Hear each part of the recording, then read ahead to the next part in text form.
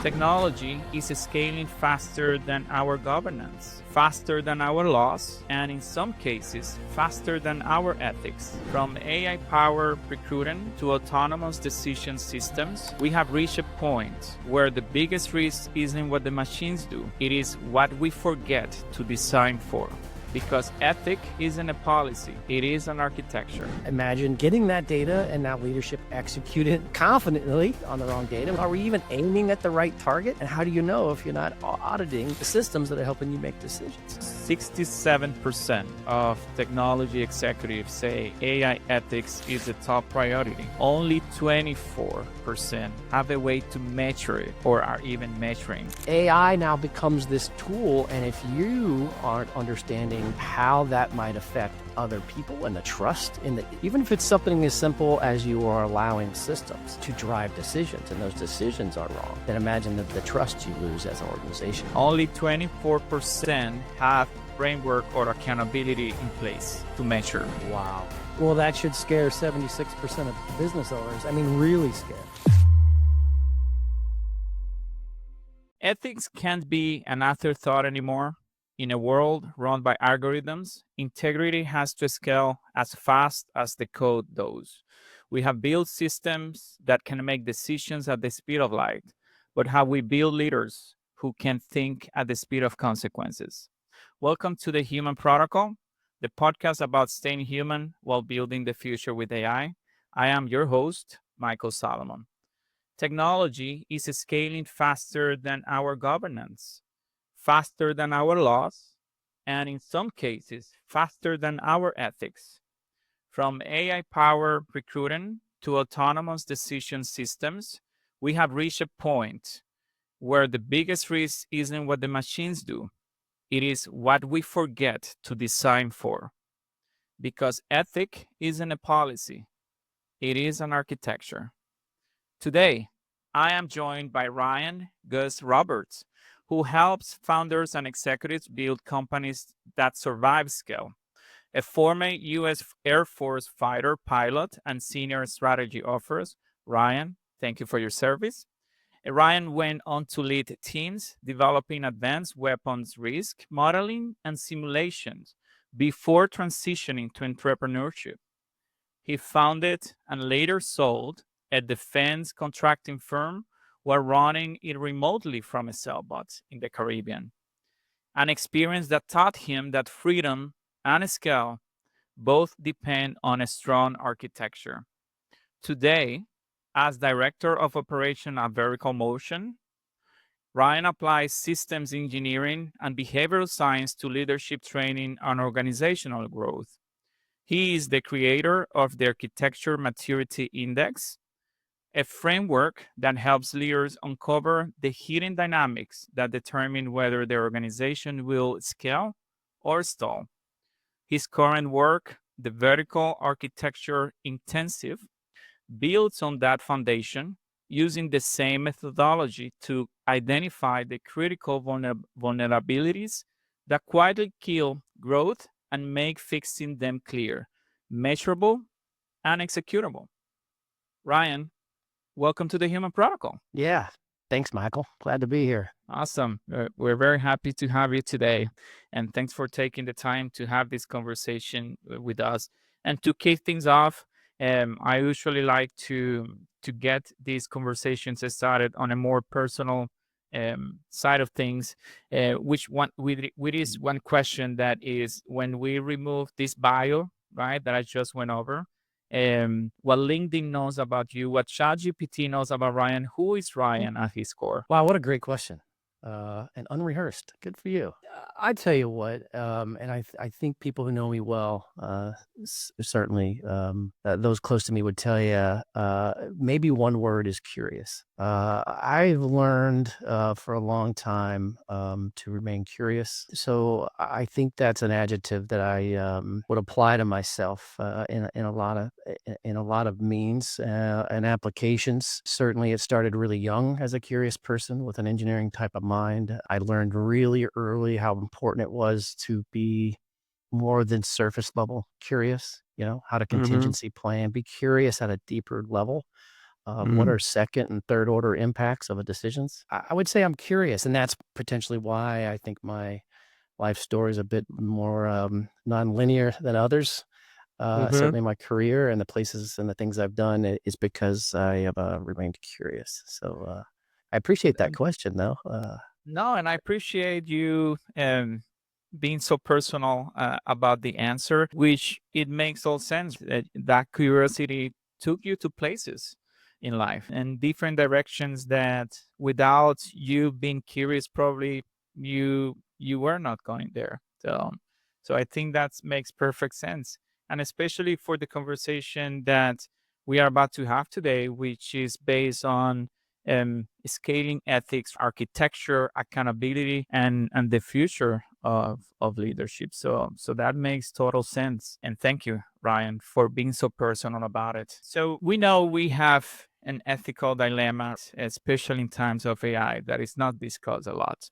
So I'm curious just to set the foundation of what this conversation will be about. What does it mean for you when people or when we are going to be talking today about ethical architecture? Yeah, right. Well, first of all, I think, as we all know, when this word comes up, ethics, that it's not morality, right? Morality is a very personal and internal thing.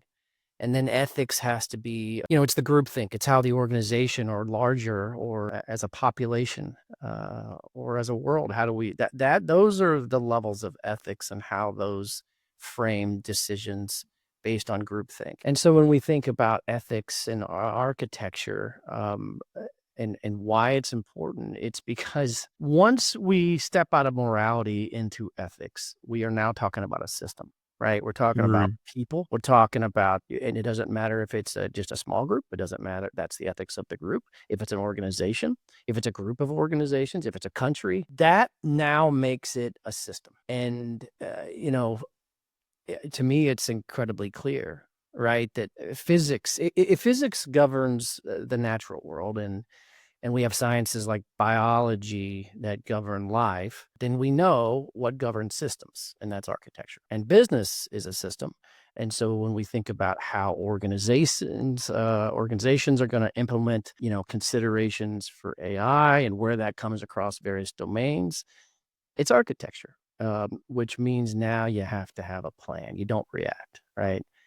Architecture and the systems and the frameworks that govern that are what govern systems, including the ethics of AI. Right. And I think that's perfectly tied to your engineering background, right? Because I was thinking about how your engineering background really influenced how you think and how you approach leadership. But I think you just answered right there. It's all about the architecture that you put behind it.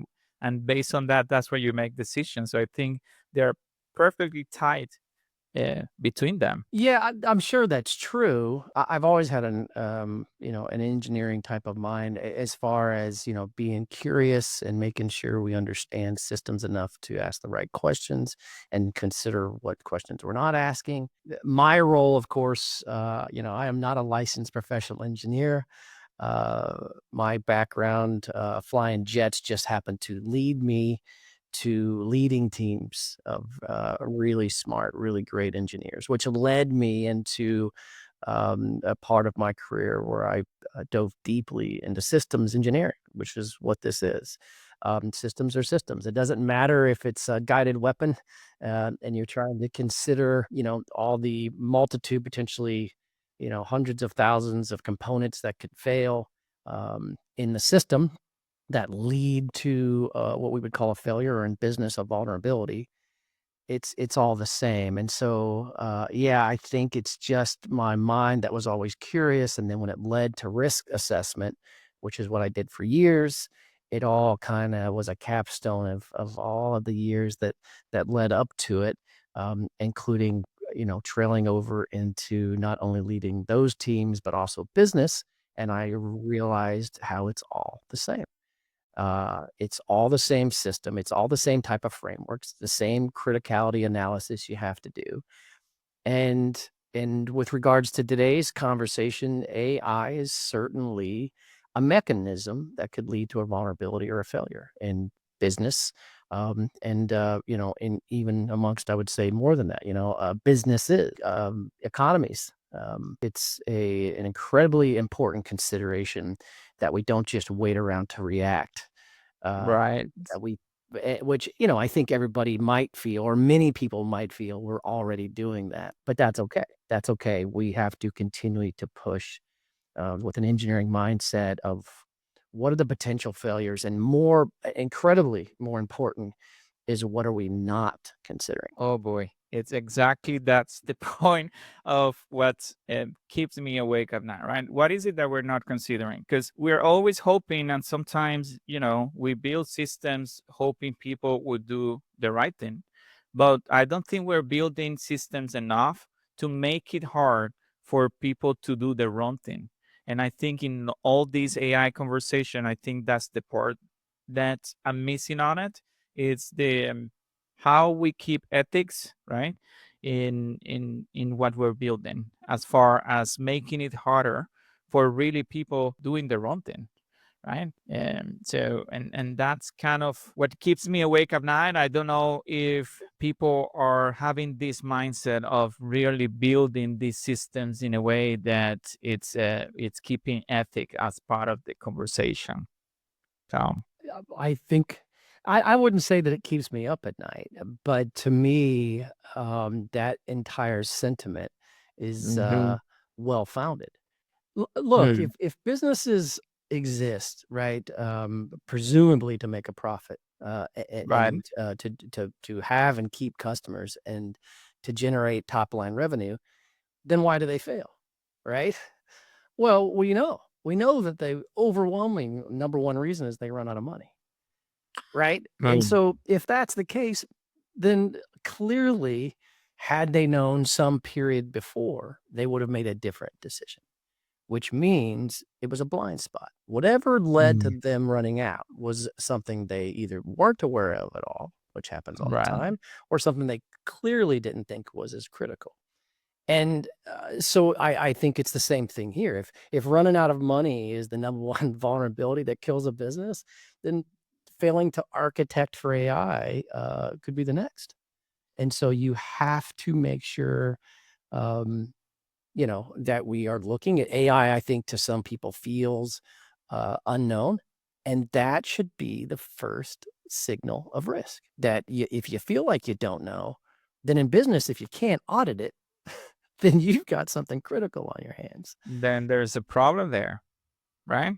That's right. And I was reading the other day, I think it was a Deloitte ethics and trust report, saying that while 67% of technology executives say AI ethics is a top priority, only 24% have a way to measure it or are even measuring.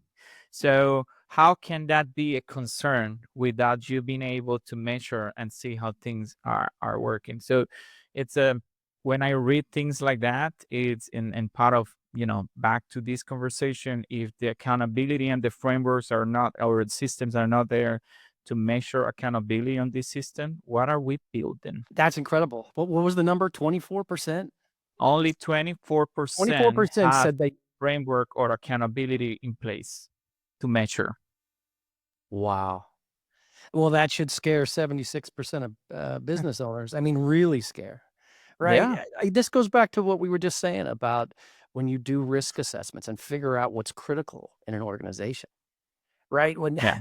when we measure criticality in a system, we are just multiplying the likelihood of the occurrence, right? The rate at which that thing could occur.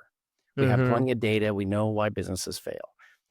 Then the multiplier is the severity at which that can impact the business, right? But we have to divide by the inverse of the detectability, right? Systems fail to the level at which failure or the vulnerability is even detectable. That Mm, means inherently in their system, we've got 76% of people, mm, business owners and businesses, at least that many, that have now identified something that's not just, potentially severe, it's critical. It right. becomes critical because you have admitted, I don't know anything about it. I don't know how to audit it. I'm not even sure what I should be looking at. Yeah. Your detectability falls incredibly low, and it seems like instead it's just replaced with this blind trust. And I can tell you that the 80% of businesses that fail because of cash flow issues would wish they had some more insight. And I think that just tells us alone exactly why this potentially is not being, you know, analyzed across the domains that it should be, right? It's not just risk and compliance either, right? We'll talk about that, I'm sure, because, we're seeing some compliance and some laws floated. But it's also the systems and the operations. And it's interesting what you just said about how business owners are intending to potentially use it because now you're in the strategy domain of business. So it's not just the operational piece. Is your business strategy relying on AI? So you've got several domains, it seems to me, that potentially have some critical failures on their way if you don't figure this out. How can you build accountability loops in your organizations and system if you don't have a way to measure them, right? If you don't know what you don't know. And this is part of what when I read things like that or reports like this, it's okay, I think there is trouble because if people cannot measure, then how do you know how it's performing or how are you going to improve it or do you know that this is behaving as you expect it to behave? So it's troublesome in a way, right? Oh, yeah. I mean, there's no question. I mean, that is exactly what we're talking about. If you can't audit it, then you can't Mm-hmm. possibly have the visibility, which means you've got a detectability issue, you've got a critical issue on your hands. And I'm glad that there's discussions like this and what you're doing to kind of start exposing this, right? It's like anything that's new in business. It's like any paradigm shift. And what can kill businesses that don't adapt is just this burying their head in the sand of well, I'm just going to trust that it's going to work itself out. And we've seen it over the last few decades, right? As we've entered more and more of the digital age with paradigm shifts, and if you don't adapt and understand, then businesses fail because they don't. And so I think many can agree that AI may be even a more critical aspect because of all the pieces of the business that could affect. I mean, there's a lot, right? We start thinking about all the ways that AI and not considering it in a business where it touches. And, it's the ethical understanding of where and why. But first of all, what do you mean by AI, right? I feel like a lot of business owners potentially don't know enough to know how much they may have exposure to various To AI it. systems, Yeah. right? Like Right. some people might think, well, we don't have an exposure. I don't think that is potentially true almost at all anymore in Yeah. business. Yeah. And that's potentially one of the poor assumptions. Right. And for even a lot of people, they may have been using AI, they don't even know that they're using business owners as well. Um, but it keeps, um, how do you see ethics in business today, especially in AI driven businesses? Is that still an afterthought? I'm not hearing a lot of conversation from business owners talking about how important is the ethical dilemmas and things to keep in this relationship, right, on in these systems that we're building. Have we forgotten about that to talk about how we keep this system as ethical as they should be, or it's just about making money that we are just focused and worried today? The good news is I think you can do both. In fact, I think We should. I think we I think you should. have to, Yeah, right.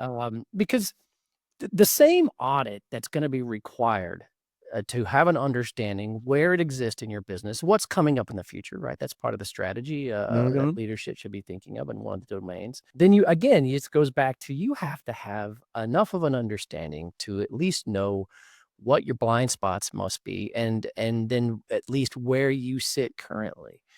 Because you can't act ethically without understanding what exactly you should be studying.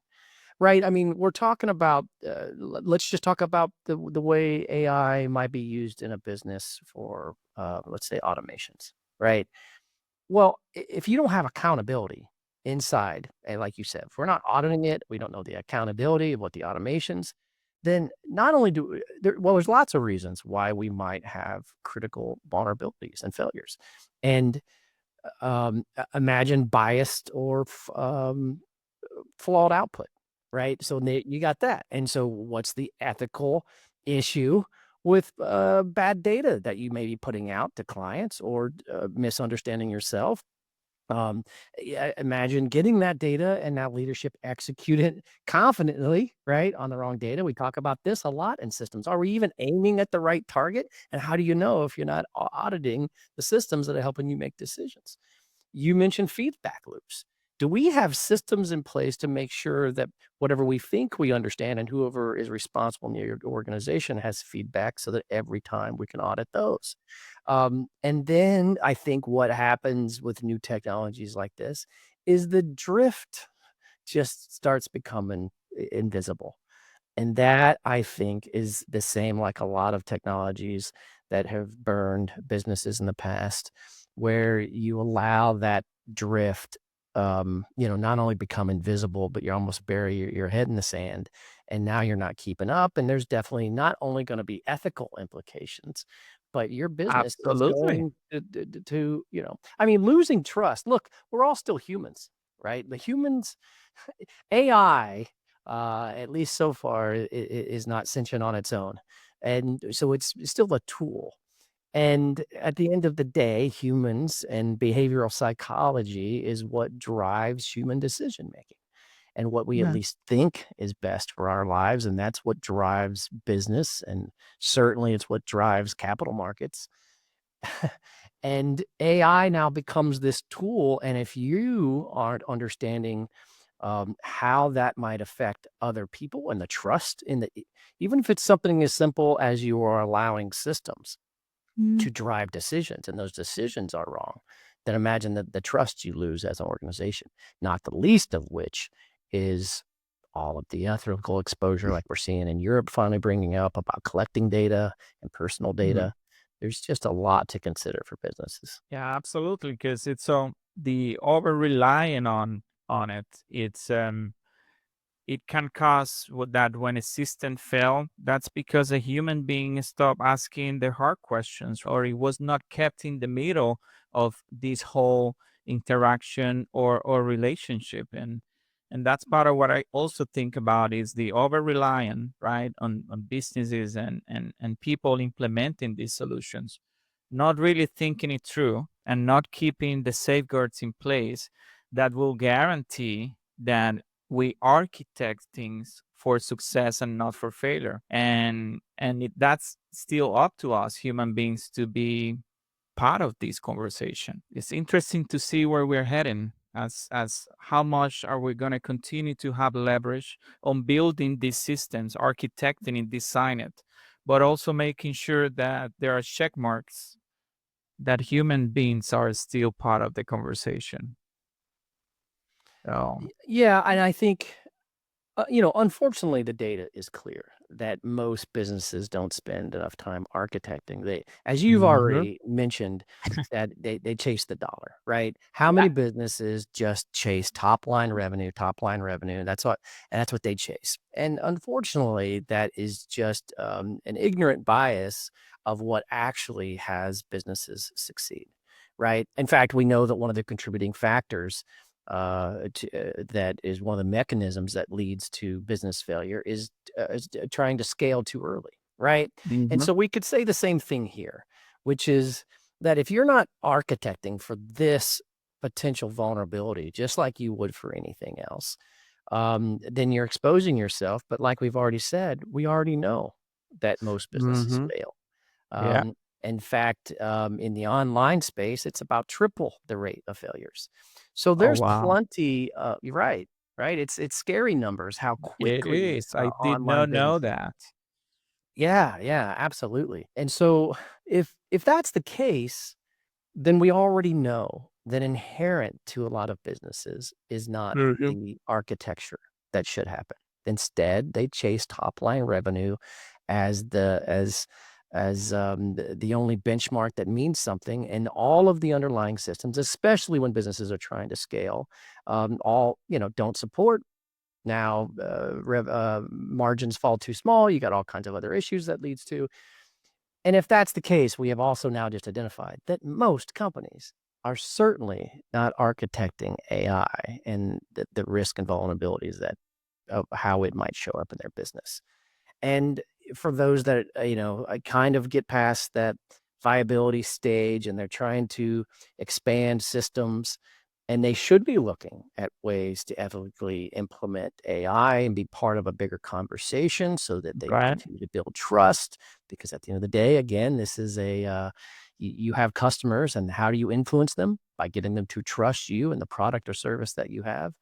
If you're not architecting this as part of that, then not only are you likely to fail, but you're just going to be part of the statistic, which I think I'm just trying to come back around to what you said, which is that is probably what keeps some people awake at night, is knowing that the data tells us that most people, most businesses are not going to give this the consideration they should. Ooh, totally. I think we've spent decades, Ryan, getting good at designing, right?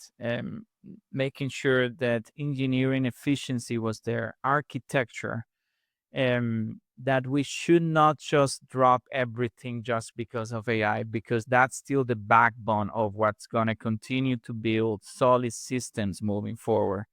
And I think, and for this is why this conversation is also so important, it's back to the accountability conversation, right? We spend decades on engineering efficiency. We have gotten so much better at everything that we do there, better at coding. This is part of why AI exists today. That is, I don't think it's just for us just to, um, say, let leave this for AI to do everything, because that's when I think we're going to be in trouble. We need more accountability back to this equation, right? That's what I think it's missing a little bit right now. Yeah, I think it's more than a little bit potentially. I think it's a giant blind spot. Yeah. Look, if we've known for decades the type of things that businesses should be looking at inside the various domains, right? Across strategy, across systems and operations, across risk and compliance and data. Go-to-market engine, which again, I could go back to what I said about top line Yes, revenue, that businesses absolutely. loved and love to spend their time as if business is the go-to-market engine. And that's just one domain. But if we already know that historically that business leaders aren't particularly great at making sure they're doing vulnerability assessments on a regular basis, and we know that why, because of the failures, then I think it's at least a reasonable implication that something new like this isn't being audited. And like you said, if the idea that you're just going to trust something without understanding it means that you're not measuring it, which means it's now not detectable. The failures you could have, the bias in the information, and again, all of these things can eventually, even the smallest business could be absolutely crushed under the weight of mistrust that will come later because you decided to outsource, your accountability to to a machine.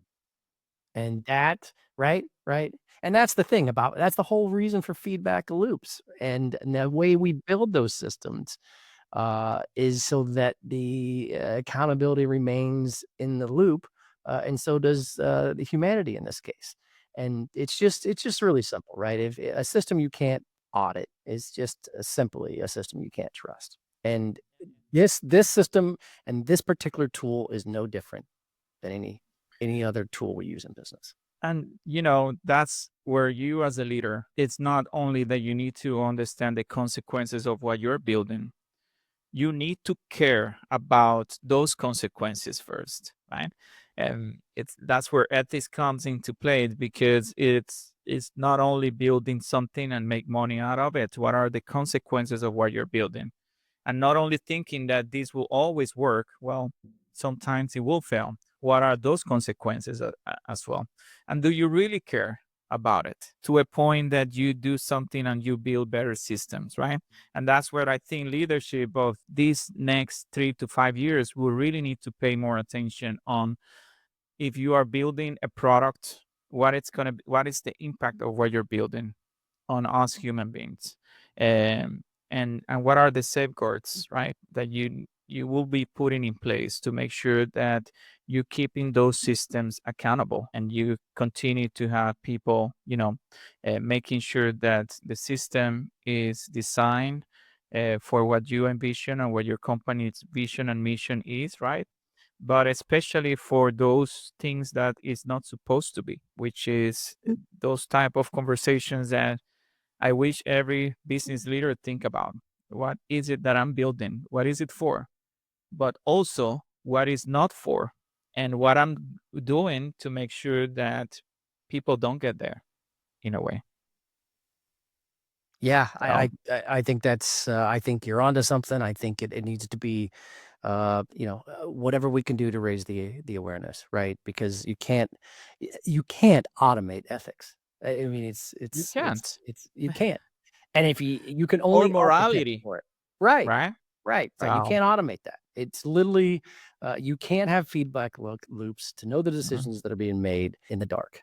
So I think that's why this needs to be a greater understanding. And I think you're aware that not enough business owners and leaders even understand the breadth and the depth Uh, of artificial intelligence, yep. because it's not just large language models. It's not just single framed And automations. It's there's a whole lot of it, including data collection. Now, like I said, we talked about what's going on in Europe and some considerations. There's just a lot to consider, and I think the good news is I'm seeing more and more leaders across a lot of industries that are now pursuing more education in AI. I see it all the time. I think that's great because those are going to be the leaders, I think, in the next few years. yeah, I think so. And especially in the next 5 to 10 years, I think leadership will be redefined, not by what leaders are building, but what they are preventing, which is, for me, is the most important part of this. It's not about we are get excited about what's being built today. It's just amazing. We are getting a lot of efficiency. We are getting a lot of good things, but there is not a lot of conversation about when things go wrong, what will happen to us and what are we doing there. And that's also, I think, it needs to be part of this conversation. And you can only prevent things going south or going wrong if you first care about it in a way that you are architecting and designing your system to work the way they're supposed to. So I think it's important not only what we build, but what we prevent from happening. That's right. That's right. Absolutely. It's about the detectability, right? High severity times high occurrence times low detectability is critical in the system. So I think that's exactly what we need to do is the more visibility, the more light we can shine on it, the more education around it, as opposed to I think it's an overwhelming thing for a lot of leaders that it It, feels it like something new and scary. And the good news is there's a lot of bright people out there that can explain it. I would and now I'm just thinking about that. My guess is we're going to see more AI consultants in the future to Mhm. understand, the blind spots in business. Yeah, and to potentially explain and talk to regular people how they can leverage those technologies in a way that people that are not in technology or tech savvy can really understand how to get the benefits out of it. And I think I agree with that as well, myself. So Ryan, I'm just curious, and I'm wondering if you can tell me a little bit about this framework, the Architecture Maturity Index. What is that about, and how that was built? If you can tell us a little bit about around that story, that would be great because I'm interested, and I know people will be as well. Yeah, I suppose it was built over decades, right, of a career of seeing risk in systems before I understood it in business. And again, it goes back to my comment I made earlier about businesses that tried to scale too soon. It's a common vulnerability, and so because of that, there needed to be a way to measure, like, what are the we know the failures, right? We can look at historical data, and we know that we can Right. pull out the laundry list of all the ways and the rate at which those type of mechanisms show up in failure in business. And if you look across, and what we do inside that in the AMI is look across 8 domains, right? So we're looking across various sectors of the business, as I mentioned before. It's not it's leadership's capacity, also on top of strategy and systems, go to market engine. There's 8 domains, and across those domains, we want to go and find the vulnerabilities by measuring the criticality. But we start with an index that's measured of how mature the business is right now in each one of those domains, and it becomes to some degree a systems engineering equation of how ready they are across those domains.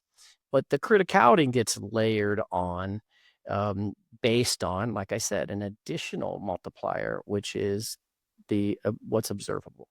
So you can imagine that, like, if we onboard a client and I go through a questionnaire before I get the data, then I already can see the gap potentially between what they Right. perceive and the reality.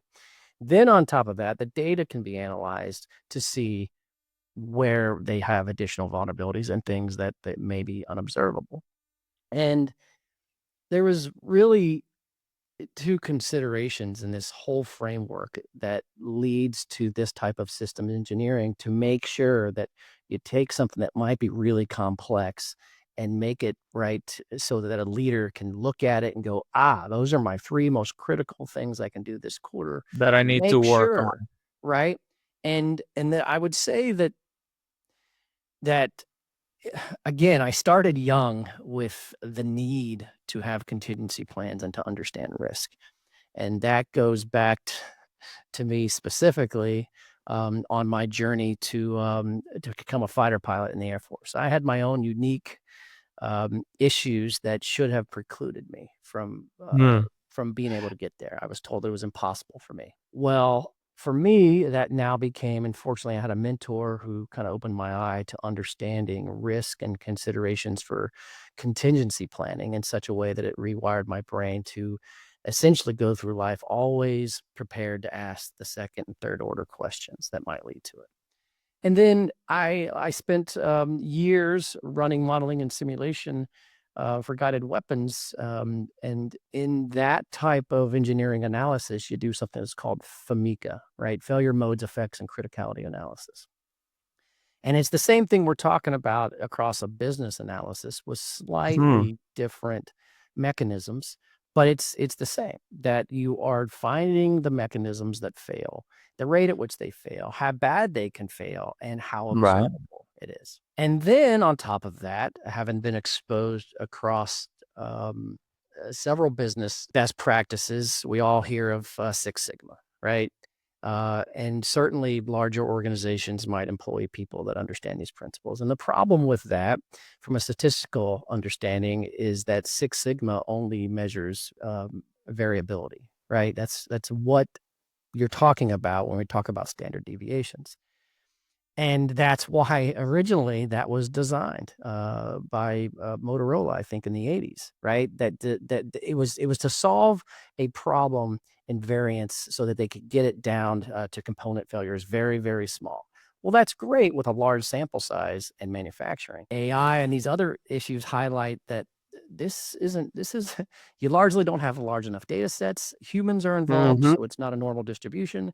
Um, and so for all those reasons, that's a failure if you think you're using that to analyze your business, except for only a few places where You're a right. statistical analysis would line up to something useful. And so all together, that's where these ideas all just compounded into what is a better system, which is this Mm. architecture maturity index that first measures that, but also a vertical architecture programmed where we stay involved in measuring the criticality and then measure it over time, presuming that leadership is going to take some action on those things and then measure it quarterly so that you're headed towards what the ultimate goal is survivability, which at the end of the day, when we Right. talk about business success, it's about Yeah. how you can survive. Yeah. Awesome. This is very interesting, and I think this will be very beneficial and helpful to early stage founders and startups, right? That may not have the guidance or may not fully understand their business, right? And having this may help them to better understand what they need to do to survive. Well, yeah, and that's the whole thing that sometimes, and it's understandable, right? Human nature, Right. you've shown that you've got a product or a service that Yeah. is viable.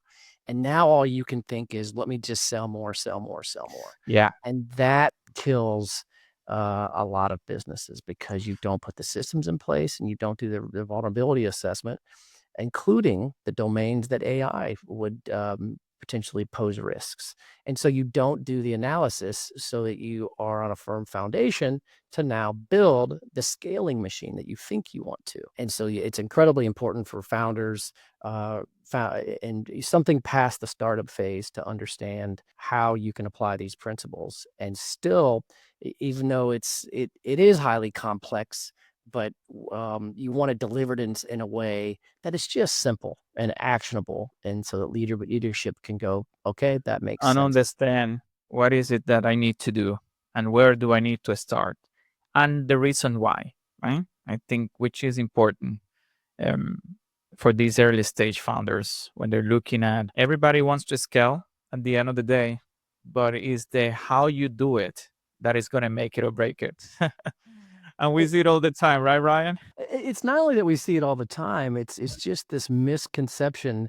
I was having a discussion in the last couple of weeks with somebody, and it made me think of The Princess Bride, in the line where he says, I don't think that word means what you think it means. And that's Mhm. how scaling is. People are like, if you think scaling your business is making more money, you're missing the rest of the equation, right? The scaling Mm. means that I can bring in top line revenue without a linear correlation to the effort. And so to do that, you have to have this type of assessment done so that you can put systems in place. So now that you have a gap that can grow of I can Right. repeat these processes instead of just the I do more, make more, or even worse, and generally the case, which is completely blind to all the things that actually need to happen inside your business before it's too late. Oof, it's about people and processes and how to build efficient processes in the middle, right? And that's the magic about building successful businesses. And it's like you say, it's critical for you to understand very early uh, what is it that needs to happen and how do I need to structure myself and even architecture behind the scenes to sustain the growth of what may be heading your way before it's too late.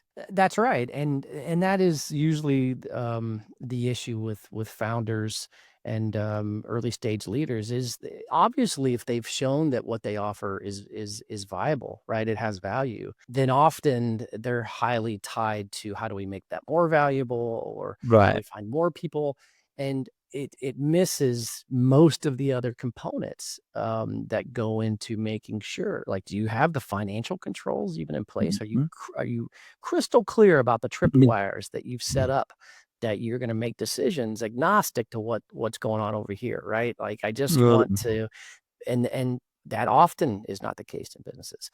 And obviously the things we're talking about with risk Mm. and operations using AI, are you even aware of all of these factors that will Right. pile up on you silently until it causes a conflict that's such where your margins aren't nearly what they need to continue to grow. And as we all know, that is key to success and longevity in business is growth. Stagnation kills a company too. So you have to make sure you have systems that are ready to continue growth. And it's just overlooked because rightly so, the founder has an idea, has a service, it's great, and they're passionate about it. Absolutely, yeah, and we often see it. People are very passionate, right? And that's beautiful to see, but there is a lot more to it There's a for you lot to more be to it. successful. Yeah, let the engineer go do that piece, right? I spent a lot of years flying jets, and I can tell you between engineers and operators, there was always this little bit of where a pilot be like, "Why in the Of world this engineer?" fighting each other, huh? Yeah, yeah, like, why would the engineer do something like that? And the engineer's like, "Ah, pilots don't understand."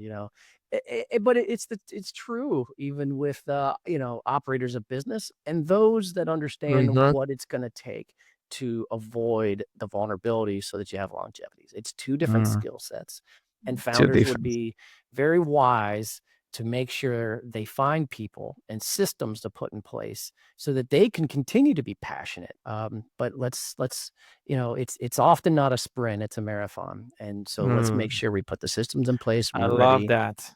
And you can use that phrase for everything. It's really often, most of time, it's really not uh, a sprint. It's really a marathon, and you need to prepare for that, right? And and that's where this designing systems for failure and back to the conversation is really what you can prepare yourself, right? Kind of to anticipate the worst, and that way you're gonna be prepared for the worst in a way. And when you design things and when you think about it, there's so much beauty and logic on thinking what may go wrong instead of designing of what I envision for a process or a system to work for. It's such a beautiful thing to think about that, because you're going to be definitely designing more resilient systems and processes in a way.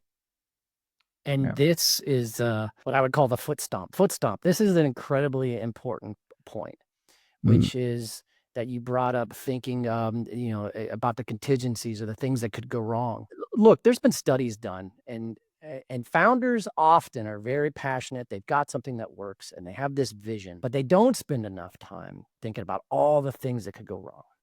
And studies have been done to Mm. show, like, we take two groups of people, right? We take one group that has a clear vision. They set the vision, and across groups, you could do things like vision boards, all the things that you might Right. think of about being very clear. That is an incredibly critical piece in neuroscience of making sure that now you can picture what it looks like so that your brain has less friction and it understands how to, Mhm. can see it. And then if it's really bold vision, that's healthy too, because a piece of your brain called the reticular activation system now gets involved where now it's constantly aware. All important. But the data shows in these studies that they can take a second group and do the same thing, but do one additional thing. And that is to track and write down and correlate every possible thing that could go wrong and Uh-huh. then consider that. And the increase in the achievement of the goals went up 60% by the second. Wow. And this is why this is important. This is why systems engineering in a business works. Six Sigma did its thing to try to understand some engineering and some statistical analysis around variance, but systems engineering and the best out there will understand that you have to plan for what could go wrong. And Yeah. most often it becomes critical if you don't Yeah. know. And That's build right. your contingency plan around that. And it is so overlooked. Look, in military strategy, it's a step. We have to be very clear about contingency planning, and it's Mhm. best practice across all kinds of systems, not just in your strategy, but all the way through all of your risk evaluation across all the domains in your business of what could go wrong, and then ask it again and go a few layers deep, right? Yeah. What if, And then you keep now pushing and what? keep trying And then more. what? And Right. then what? So that you are trying to uncover all of the things that are invisible that make it critical. And at the end of the day is preparing us to survive, right? Because you're only going to be able to survive as much as you are prepared for the worst. And this is what we're talking here today, and especially in this conversation for business leaders. If you really want to survive, you have to think about and prepare for the worst, because that's what's going to get that your business survives really hard time and challenging times ahead. And this is all part of these exercises can prepare you for tough times ahead. Yeah. And we touched on this earlier, but that's exactly right.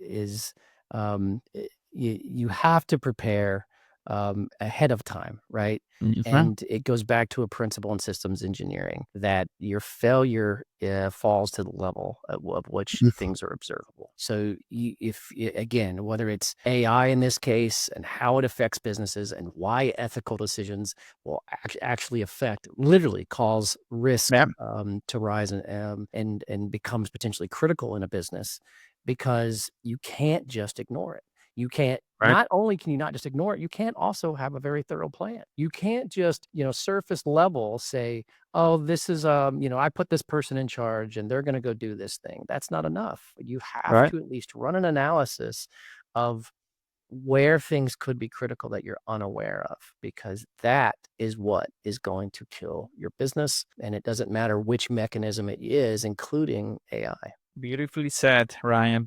Beautifully said. So, thinking and on this discussion today about ethics and architecture, right, and how they are kind of correlated and one with the other. How do you see the blueprint for future leadership? And what do you want to see leaders and business leaders do more in the future? Well, I would say whether it's this particular mechanism, which is AI, that causes Mhm. some consideration for risk across an organization, and potentially, again, has ethical implications, for communities and beyond organizations. That business leaders need to consider the whole business as a system, and that's how they should be analyzing their business, not just about what feels good and setting big goals that are based strictly on revenue, but how about setting some goals about how clear you are about the systems that run your business? Look, the best is companies out there that are wildly successful have incredibly robust systems in place to make sure that the systems that it can support the massive amount of revenue that sometimes they can generate, and sometimes in some cases, especially with rising technologies like AI, are rapidly growing. But you have to reinvest those funds into systems that can detect where the risk might be coming from. And it's critical, especially with when we mention again, like young companies, startups, founder-led companies, because the criticality raises too by actually one more factor, actually, that is a multiplier, and that's what we call the exposure factor. How exposed are you to any particular failure, right? What stage is the Mhm. business in? What's the current velocity? And what systems are there for resilience?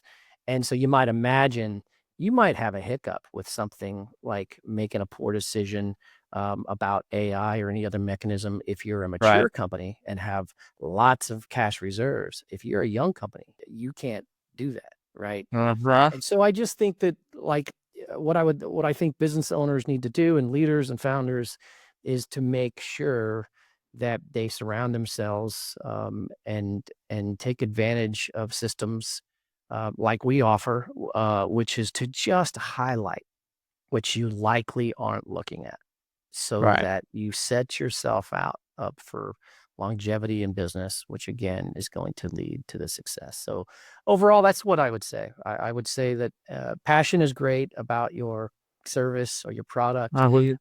but it will not carry you.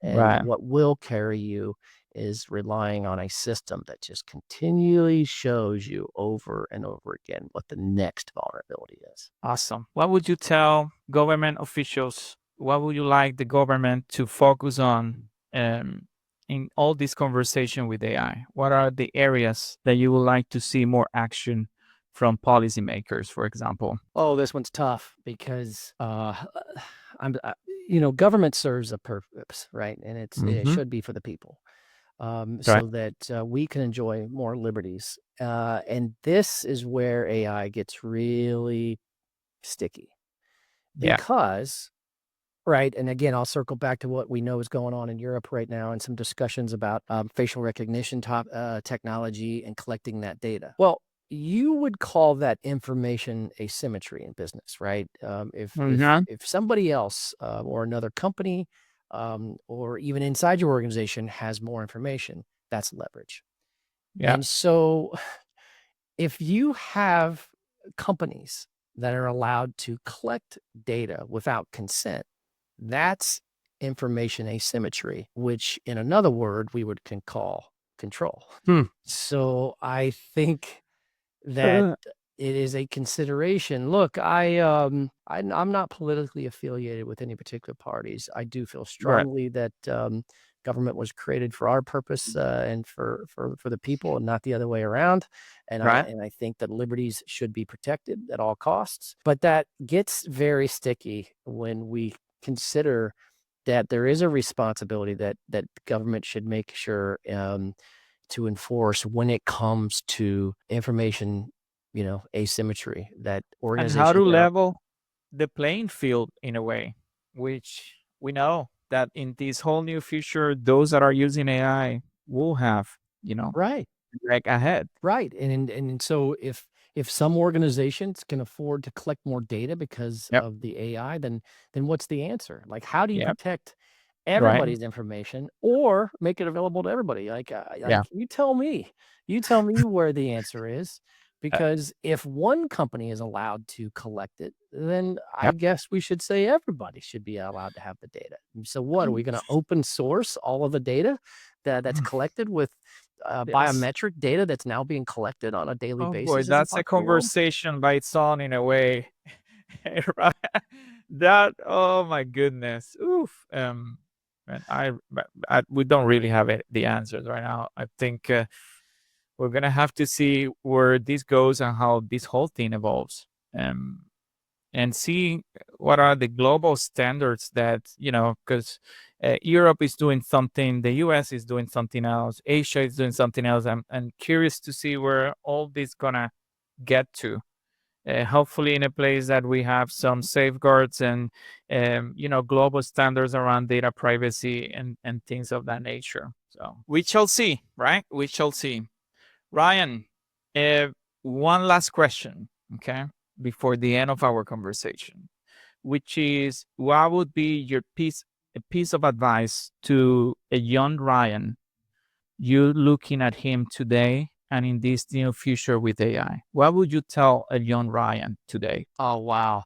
No question that I would tell young Ryan, if you're saying given the current environment, if I was a young Ryan in today's environment, Right. I would tell my young self as early as I could tell my young self, potentially at least down into my teen years, to start becoming incredibly educated on AI. Mhm. Right, because we know that the rise of the term AI seems to me to be linear in the last 5 years or so with the rise Okay. of large language models like ChatGPT, because it seems like that's what people think you're talking about, when really there's so many more domains Layers. of Yeah. OAI, right? So, and usually the folks who are in tech or certainly developers, they understand some, the difference between that or what it might take to build an agent or, various pieces that we might consider how AI is